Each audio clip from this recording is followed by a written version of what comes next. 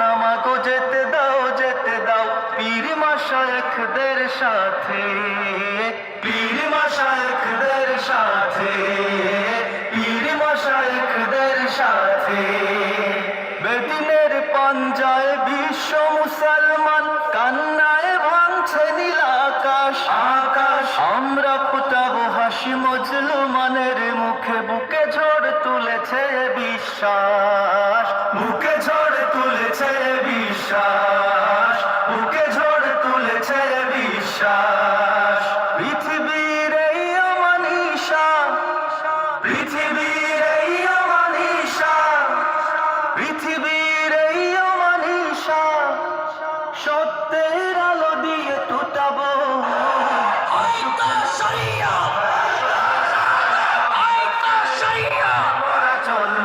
চলবই এ জীবন বাজি রেখে দিনের নিশান মোরা বাংলার আকাশে উড়াবই।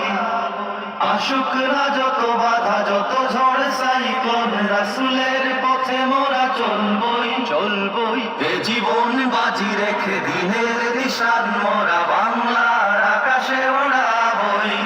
মোরা কামানের মুখোমুখি দাঁড়িয়ে, মোরা কামানের মুখোমুখি দাঁড়িয়ে, মোরা কামানের মুখোমুখি দাঁড়িয়ে আল্লাহু আকবার বলবো। আসুক না যত বাধা যত ঝড় সাইক্লোন, রাসূলের পথে মোরা চলবই। এ জীবন বাজি রেখে দিনের নিশান মোরা বাংলার আকাশে উড়াবই। আসুক না যত বাধা যত ঝড় সাইক্লোন, রাসূলের পথে মোরা চলবই। এ জীবন বাজি রেখে দিনের নিশান মোরা বাংলার আকাশে উড়াবই।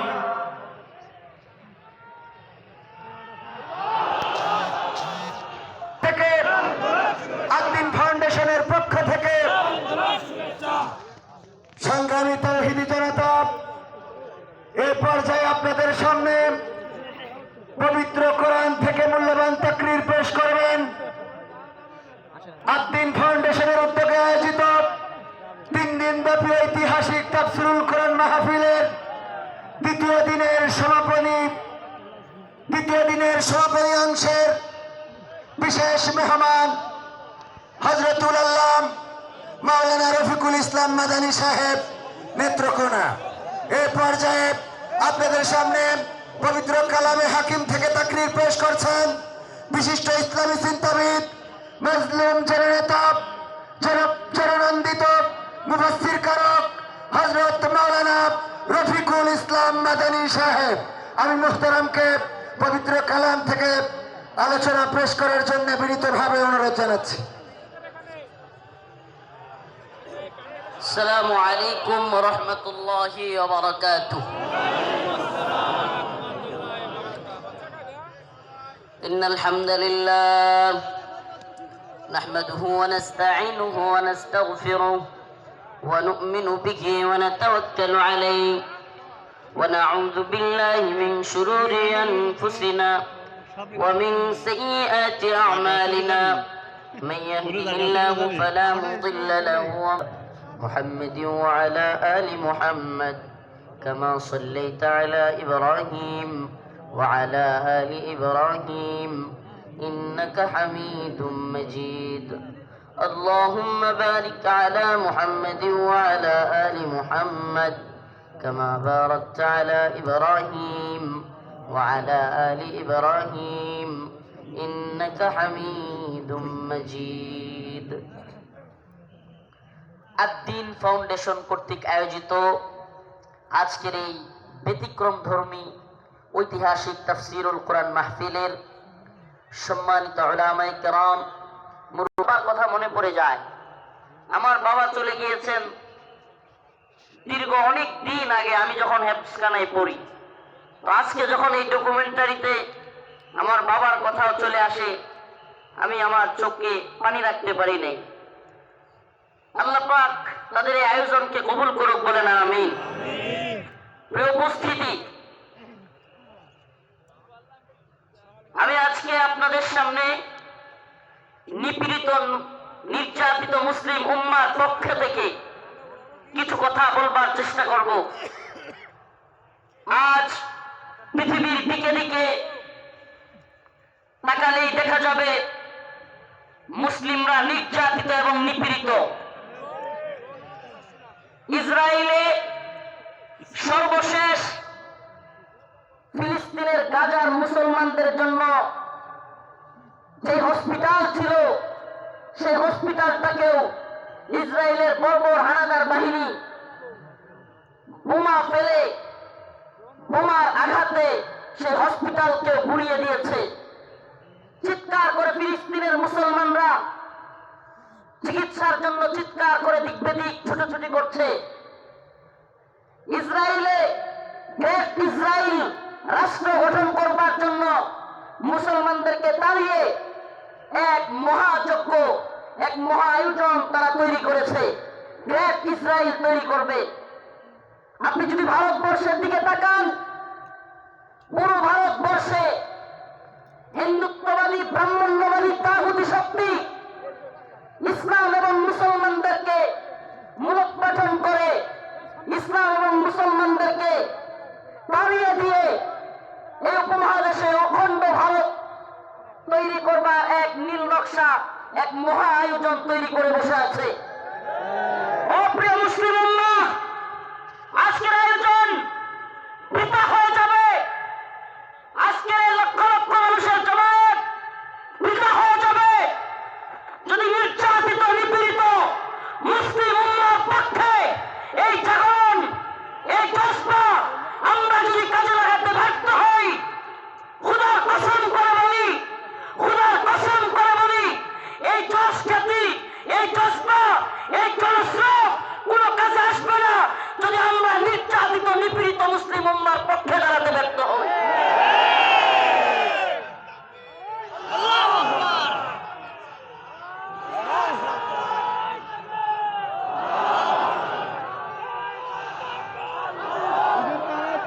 আজ পৃথিবীর দিকে দিকে মুসলমানদের যে চিৎকার, মুসলমানদের যে হাহাকার, মুসলমানদের যে আর্তনাদ, সেটাই যেন কোরআনের সূরাতুন নিসার ৭৫ নম্বর আয়াতে আল্লাহ পাক ফুটিয়ে তুলেছেন।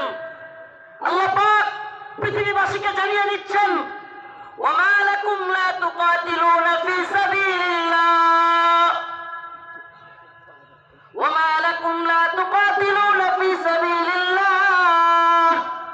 ওয়াল মুস্তাদাফিনা মিনার রিজাল ওয়ান নিসাই ওয়াল উইলদান আল্লাযীনা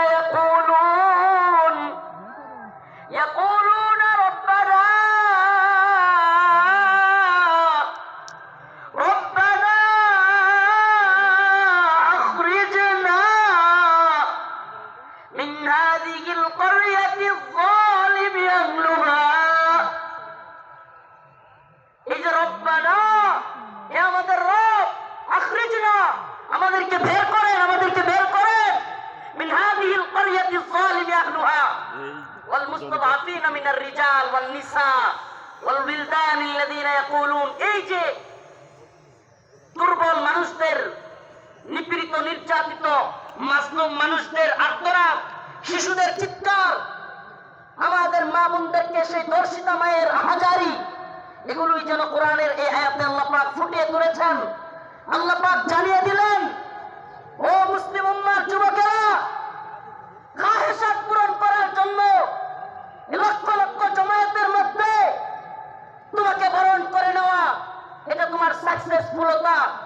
কিন্তু মনে রাখবা, এই বরণ করে নেওয়া, এই হাজারো লক্ষ জনতা কিংবা এই স্রোত, এই ফ্যান্টাসি, এই সব কিছু যদি তুমি নির্যাতিত, নিপীড়িত উম্মার পক্ষে কাজ করতে না পারো, কোনো লাভ হবে না, কোনো ফায়দা হবে না।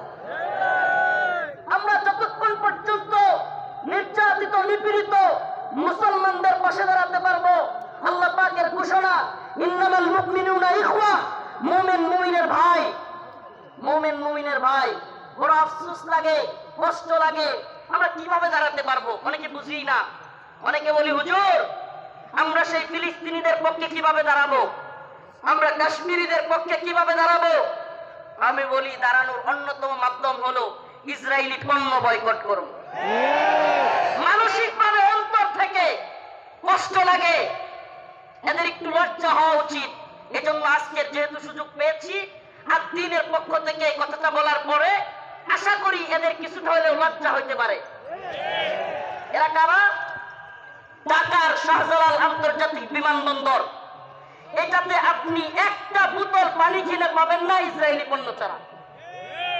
এই নির্লজ্জরা, আমি কতদিন বলেছি ইকুয়েফিনা কিংবা কিনলে ছাড়া তাদের কাছে কোনো পানি নাই।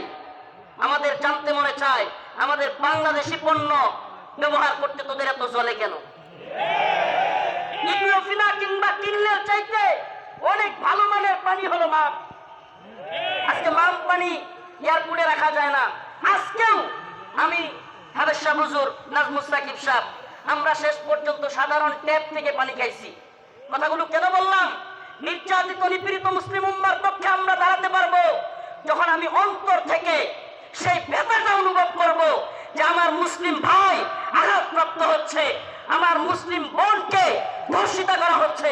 সেই ব্যথাটা যখন আমার অন্তরে থাকবে, কিভাবে তাদের পাশে দাঁড়াতে হবে সেটা অন্তর থেকেই আপনার মনই সায় দিবে যে এটা করলে আমি নির্যাতিত নিপীড়িত ভূখণ্ডের প্রতি আমার সহমর্মিতা জানানো হবে। লজ্জা হওয়া উচিত এই এয়ারপোর্ট কর্তৃপক্ষের। আমি আজকের এই যশোর আত্মীনের প্রোগ্রাম থেকে জানাতে চাই, অনেকদিন বলার পরেও এরা এই ইসরায়েলি পণ্য চেঞ্জ করতেছে না। এমনকি এয়ারপোর্টে এত বড় বড় আলেম ওলামারা আসেন, এখানে একটু পানি খাওয়ার ব্যবস্থা নাই যেটা ইসরায়েলি পণ্য ছাড়া। আল্লাহ পাক এদেরকে হেদায়েত দান করুক, বলেন আমিন, বলেন আমিন। প্রিয় ভাইরা আমার, বন্ধুগণ আমার, এই ইসরায়েলি পণ্যের টাকাটা দিয়েই আপনার আমার মুসলিম ভাইয়ের, মুসলিম সন্তানের গায়ে গুলি করতেছে কিংবা বোমা ফেলতেছে এই ইসরায়েলি টাকাটা দিয়ে, এই ইসরায়েলি কোম্পানিগুলো। অতএব আমাদের কি এই পণ্যগুলো বয়কট করা দরকার না? কথা বলেন, দরকার না? মনে রাখবেন, আমরা প্রয়োজনে কষ্ট করব, ট্যাপের পানি খাবো, তবুও ইসরায়েলি পানি খাবো না। আমরা প্রয়োজনে ট্যাপের পানি খাবো, আমরা প্রয়োজনে মিনারেল ওয়াটার যদি না পাই, প্রয়োজনে আমরা ট্যাপের পানি, নরমাল পানি খাবো, তবুও ইসরায়েলি পানি ব্যবহার করব না। এটা একটা উদাহরণ দেওয়ার জন্য বললাম, কিন্তু এমন অনেক সিস্টেম আছে। ও ভাই, তাহাজ্জুদের সময় নামাজের পরে নির্যাতিত নিপীড়িত উম্মার জন্য, মাসলুমদের জন্য দোয়া করা। ও মুসলিম উম্মাহ, চিন্তা করে একবার দেখুন আজকে ফিলিস্তিনের যে অবস্থা।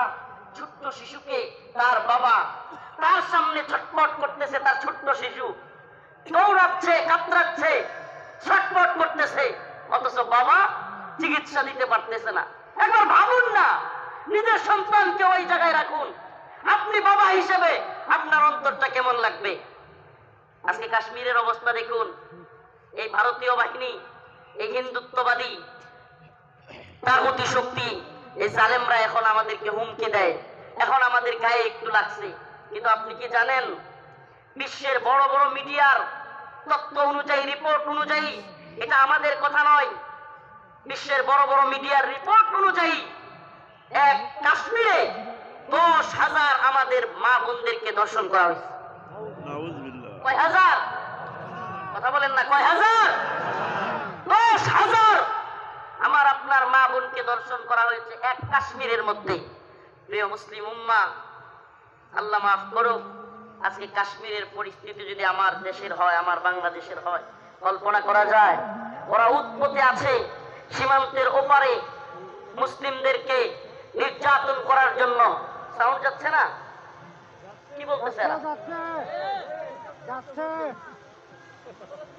সাউন্ড যাচ্ছে? আজকে ওরা উৎপেতে আছে সীমান্তের ওপারে, আমাদেরকে হুমকি ধমকি দিচ্ছে হিন্দুত্ববাদী দাদা বাবুরা। আসলে আমি প্রায় প্রোগ্রামে বলে থাকি, বিধর্মীদের হাক ডাক, মুসলিমদের বিরুদ্ধে যারা হাক ডাক দেয়, সেই সমস্ত জুলুম জালিমদের হাক ডাক হইল একটা বেলুনের মতো। কিসের মতো? কিসের মতো? বেলুনের মতো ফটকা।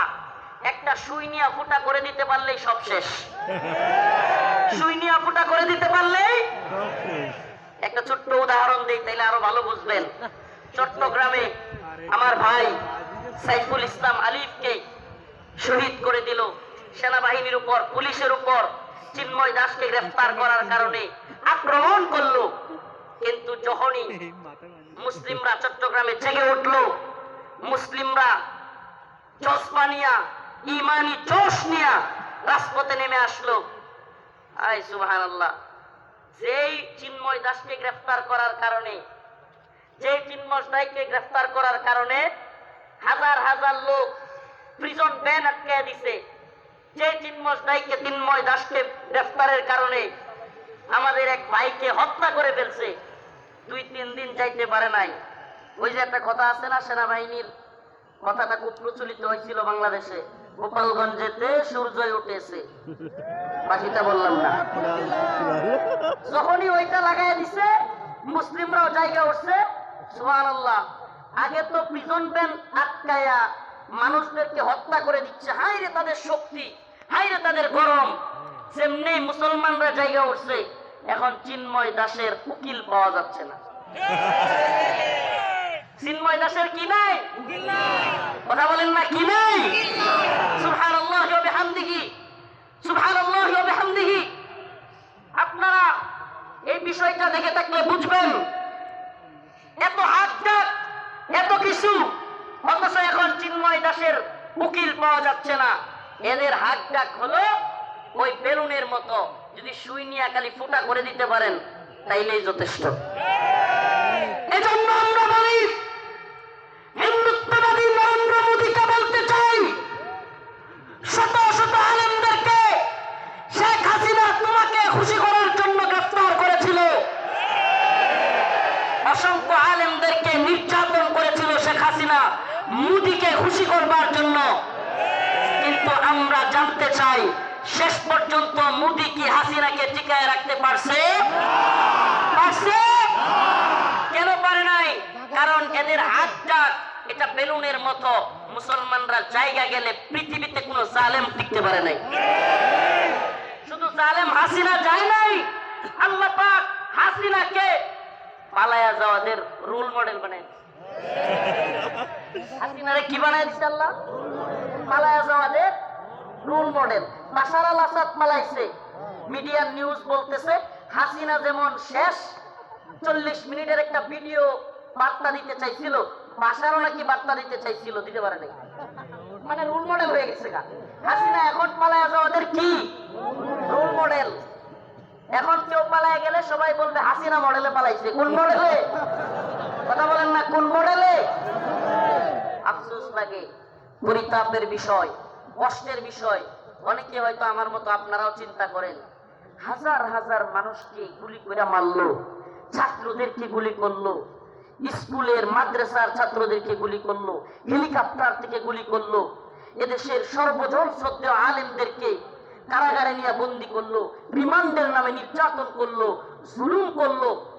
গতকালকে যে আলেম এখানে আলোচনা করে গিয়েছেন, শেখুল হাদিসের সন্তান আল্লামা মামুনুল হক দামাত বারকাতুহুমকে দাড়ি ধরে টানাটানি করলো।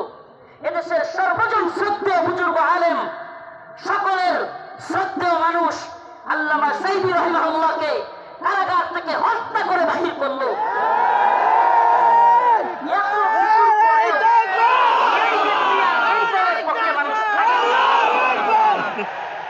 প্রশ্ন আসে না? প্রশ্ন আসে কি আসে না? যে হাজার হাজার ছাত্রদেরকে গুলি করে মারলো, ছোট ছোট বাচ্চাদেরকে হেলিকপ্টার থেকে গুলি করলো, আলেমদেরকে জেলে নিল, রিমান্ডে নিল, ফাঁসি দিল, আলেমদেরকে, দেশের সর্বজন শ্রদ্ধ আলেমদেরকে কারাগার থেকে হত্যা করে বাহির করলো। আমাকে ব্যক্তিগতভাবে, আমাকে চুপ্পা টেনে হিচড়ে টিভি হারুনের নেতৃত্বে, এটা সবাই জানেন, চুপ্পা খোলা হলো, আমার পরনের লঙ্গি খোলা হলো, এগুলো খুলে মহিলা দিয়া জড়ায়া দইরা ছবি ভিডিও তোলা হলো।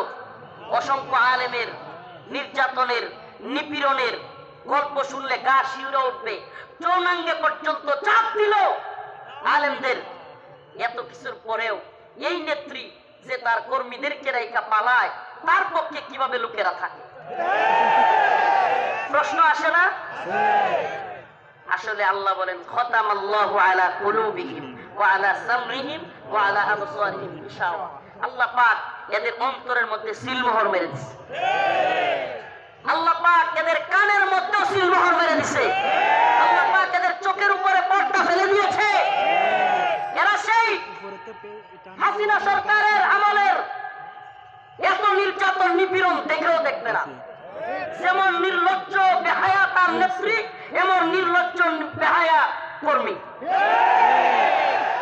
যেমন নির্লজ্জ বেহায়া তার নেত্রী, যে কিনা ছোট ছোট বাচ্চাদেরকে হত্যা করে, হেলিকপ্টার থেকে গুলি করে, এরপরেও বলে আমি কি অপরাধ করেছি।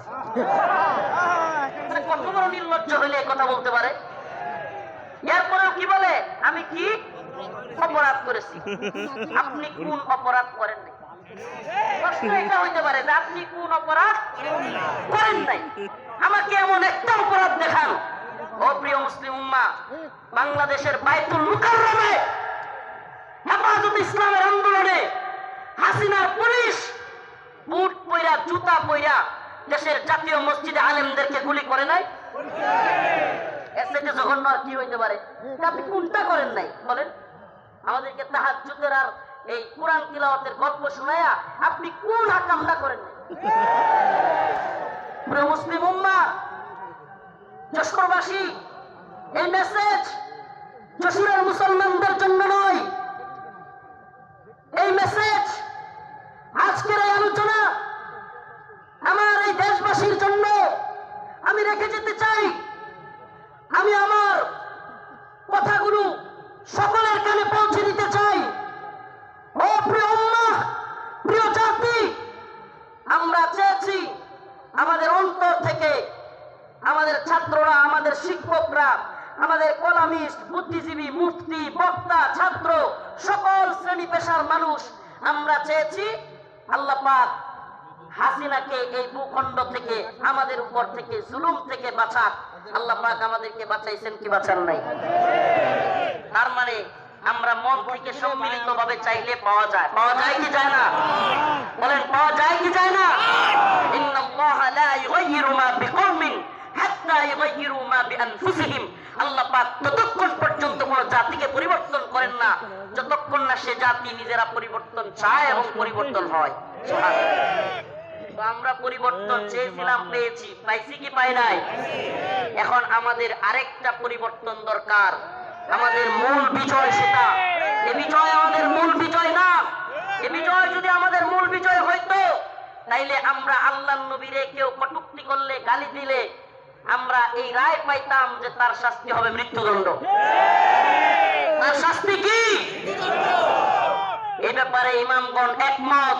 আল্লাহর নবীকে নিয়ে কেউ কটূক্তি করলে, ব্যঙ্গচিত্র করলে তার শাস্তি মৃত্যুদণ্ড। প্রিয় ভাইরা আমার, বন্ধুগণ আমার, আল্লাহর নবীকে সাহাবায়ে কেরাম কেমন ভালোবাসতেন, আল্লাহর নবী সাল্লাল্লাহু আলাইহি ওয়াসাল্লামকে তার সাহাবীরা কেমন ভালোবাসতেন। কাব বিন আশরাফ নামে ইহুদিদের এক নেতা ছিল। নাম কি? কাব বিন আশরাফ, এক ইহুদি নেতা। এত দেহ ছিল, অনেক বড় সড় ছিল দেহ, বিশাল দেহের আকৃতির লোক ছিল। কাব বিন আশরাফ বদর যুদ্ধে যখন মুসলমানরা বিজয়ী হয়েছে, কাব বিন আশরাফ কষ্টে তার অন্তর চলে গেছে। বদর যুদ্ধে কাফেরদের বড় বড় নেতা আবু জাহেল সহ নিহত হয়ে গেছে, জাহান্নামে চলে গেছে।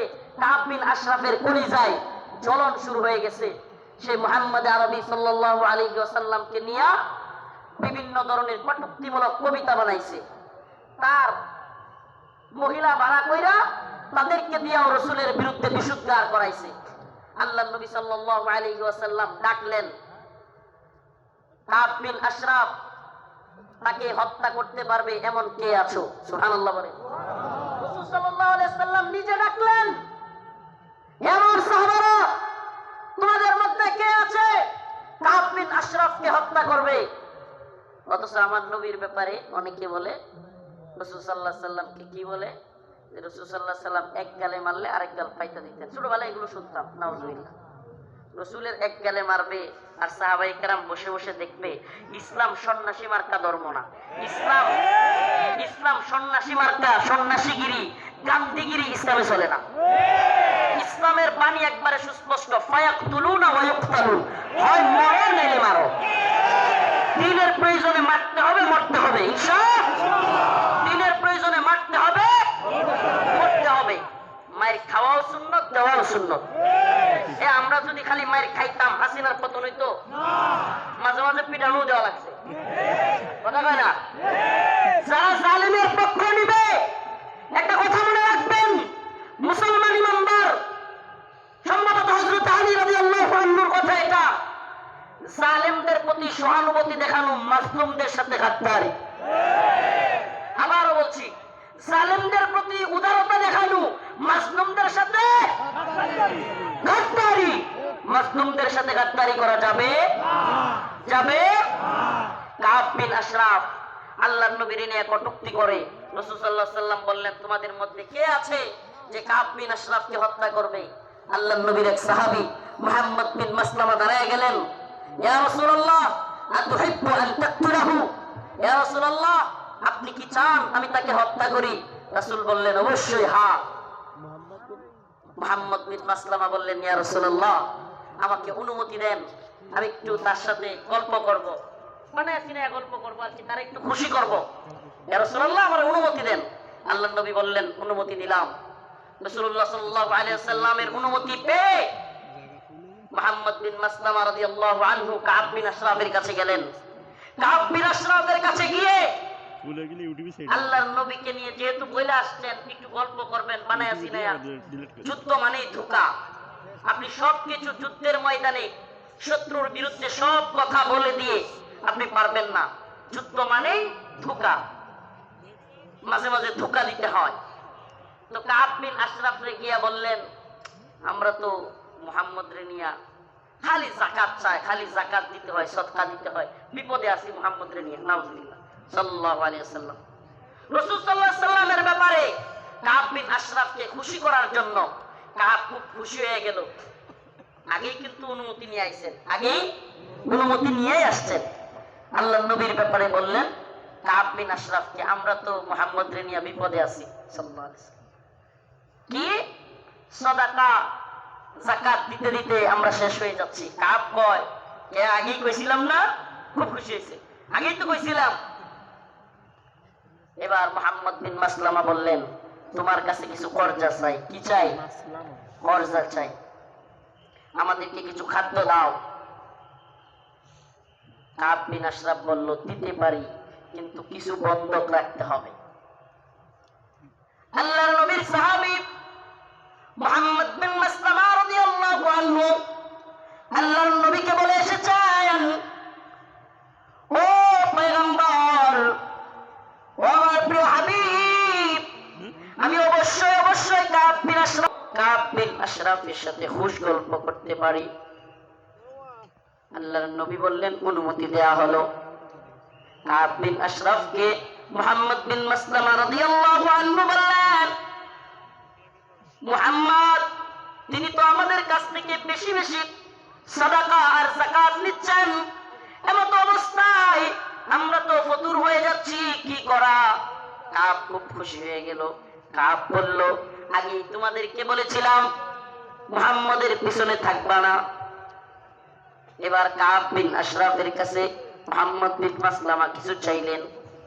সে বলল, দিতে পারি, শর্ত হলো কিছু বন্ধক রাখতে হবে। দিতে পারি, তবে শর্ত হলো কিছু বন্ধক রাখতে হবে। মুহাম্মদ বিন মাসলামা রাদিয়াল্লাহু আনহু বললেন, ঠিক আছে, কি বন্ধক চাও? কাব বিন আশরাফ বলল, তোমার বউরে বন্ধক দাও। নাউজুবিল্লাহ। এটার বডি ছিল অনেক লম্বা, উঁচা, বিরাট সাইজের মানুষ। মুহাম্মদ বিন মাসলামা রাদিয়াল্লাহু আনহু বললেন, না, তোমার কাছে আমার বউ দেওয়া যাবে না। এবার মুহাম্মদ বিন মাসলামা রাদিয়াল্লাহু আনহু বললেন, দিতে পারি, আমার ঢাল তলোয়ার এই তরবারিগুলো তোমার কাছে দিতে পারি। এগুলো বন্ধক রাখলেন। বন্ধক রাখার পর কাব বিন আশরাফকে মুহাম্মদ বিন মাসলামা রাদিয়াল্লাহু আনহু বললেন, আমি আমার আরো দুইজন সহযোগীকে নিয়ে আসি, তুমি যেই খাদ্য দিবে, তুমি যেই খাবার দিবে, ওই খাবার জিনিসগুলো নেওয়ার জন্য লোক লাগবে। আসলে কি, কাব বিন আশরাফের যে সাইজ, পরে যদি ধরতে হয়, সাইজ করতে হয়, একা একা পারবেন না, এই জন্য আরো দুইজনকে আনতে গেছেন। সুবহানাল্লাহ। এবার উনি দুইজনকে নিয়ে আসলেন। আসার পরে কাব বিন আশরাফকে বললেন, কাব, তোমার মাথার মধ্যে কি সুগন্ধি ব্যবহার করো? এত সুন্দর গ্রাম তোমার মাথা থেকে আসতেছে। এটা আরেকটা পাপ, এটা আরেকটা কি পাপ। আগে দিছে কি? আরে মুহাম্মদের যাকাত দিতে দিতে আমরা শেষ। এতে করে সে খুশি হয়েছে। আগেই কইছিলাম না মুহাম্মদের পিছনে থাইকো না, নাউজুবিল্লাহ। তো এইবার কি পাপ দিল?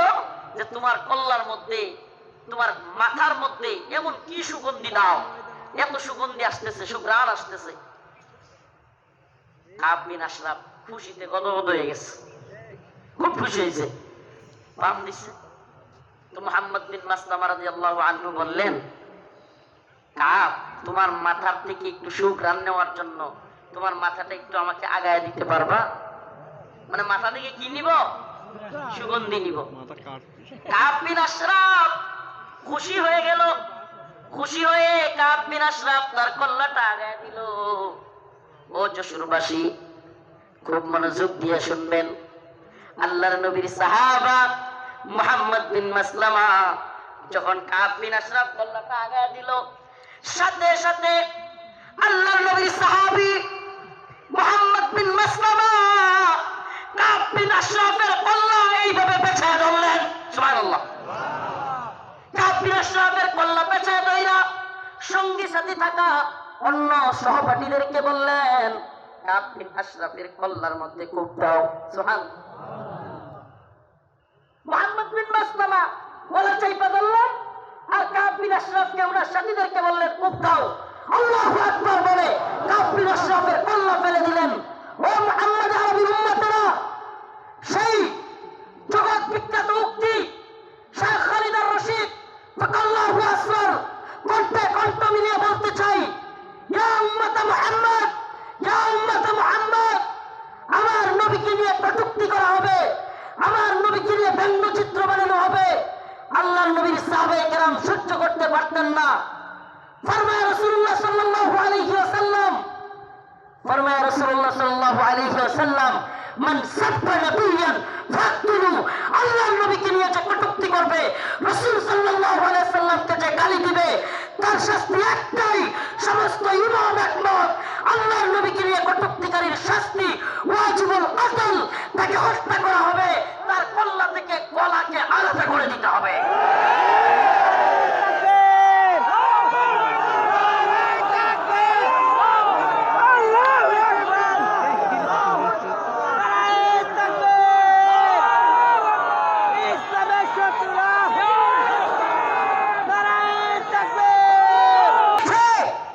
যৌবন যার যুদ্ধে যাবার সময় তার। যুবকরা দেখিয়ে দিয়েছে হাসিনার লাফালাফি আর কাদেরের পালাবো না।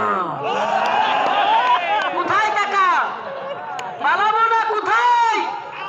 এত দাম্ভিকতা, এত অহংকার ভালো না। এত দাম্ভিকতা, এত অহংকার ভালো না।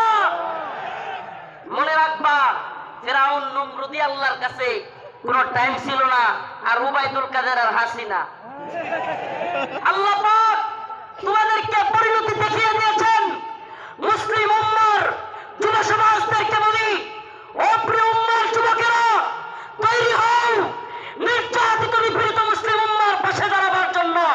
তৈরি হও আল্লাহর নবীর বিরুদ্ধে যারা যাবে বাংলার জমিনে, তাদেরকে অবশ্যই ওয়াজিবুল কতল, আল্লাহর নবীর গালি দেওয়ার শাস্তি, মৃত্যুদণ্ড করতেই হবে। রাজি আছো তো ইনশাআল্লাহ? ও প্রিয় মুসলিম উম্মাহ, তোমরা তো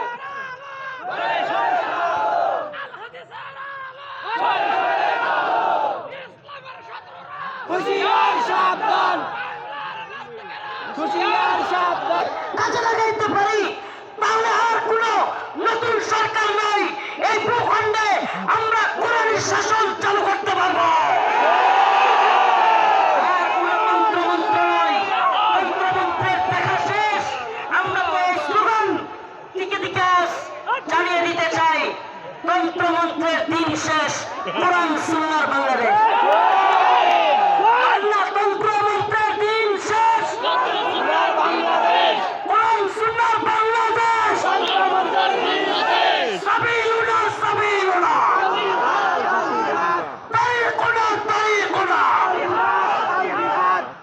আজকে একটু ব্যতিক্রম হবে।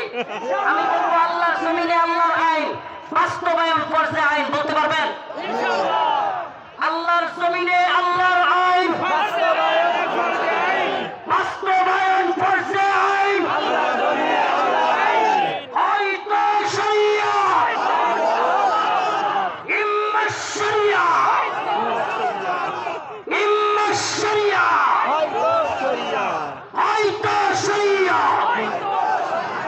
হয়তো আমরা শাহাদত বরণ করব, নাহলে ভূখণ্ডে শরীয়ত প্রতিষ্ঠা করব। কালেমার পতাকা দেখলে যেগুলোর চলে এগুলোর সাবধান করে দিতে চায়।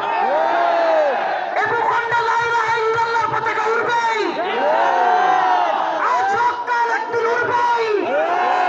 ইসাবাতান মিন উম্মতি আহরাজাহুম আল্লাহু মিনান নার, ইসাবাতুন তাকসুল হিন্দা ওয়া ইসাবাতু মা ঈসা ইবনে মারইয়াম।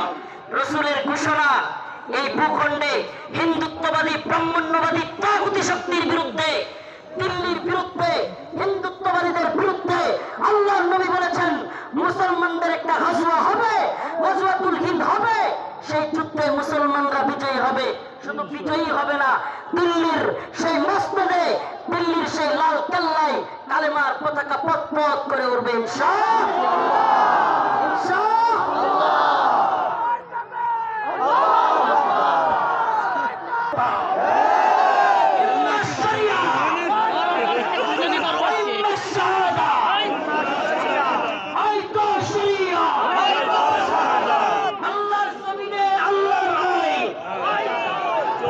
পতাকা উঁচু করো, পতাকা উঁচু করো।